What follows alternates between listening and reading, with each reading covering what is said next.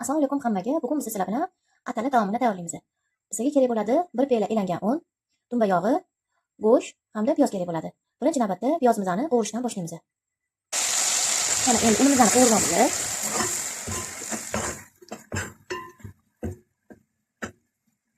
Unimiz qizarguncha yaxshilab qovurishda davom etamiz.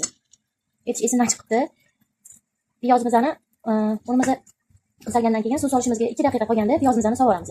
Hozir go'sht bilan unimizni qovuramiz. Aytib yurmaysizlar. Mana tuz sovoldik. Endi yaxshilab aralashtiramiz. Qizarguncha qovuramiz. Bu orada ish stolimizni ham yaxshilab tozalab olamiz.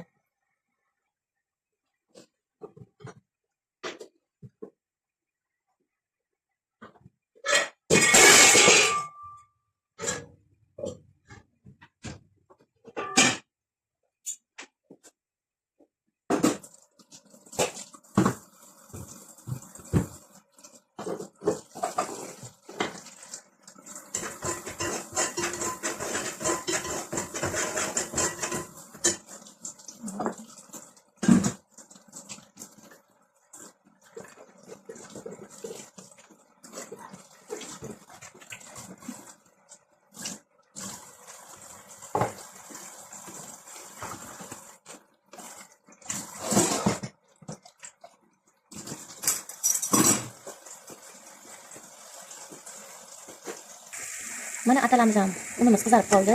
Endi bunga piyoz solamiz. Mana piyozimizni ham sovoldik. 2 daqiqa qovurib, so'ngra suv sovoramiz. Mana suv ham sovoldik. Endi buni 20 daqiqa davomida past olovda qaynatamiz.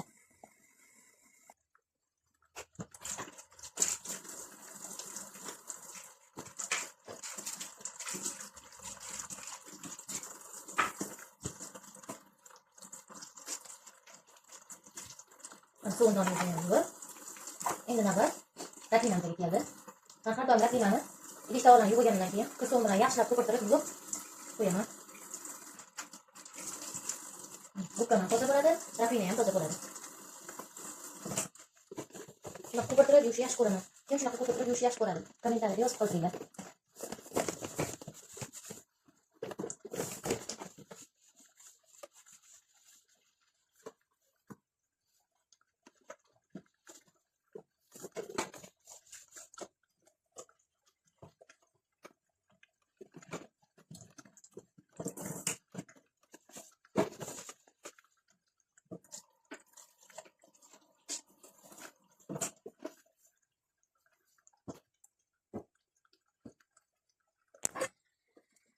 Mana rapinamizni ham yuvdik.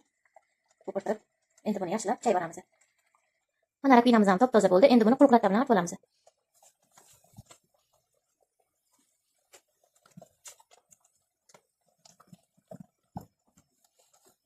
Mana rapinamizni ham top-toza qilib artib oldik. Mana atalarimiz ham pishib qoldi. Endi buni suzib olamiz. Mana atalarimizni ham suzib oldik. Endi buni bemalol dasturxonga tortsak bo'ladi.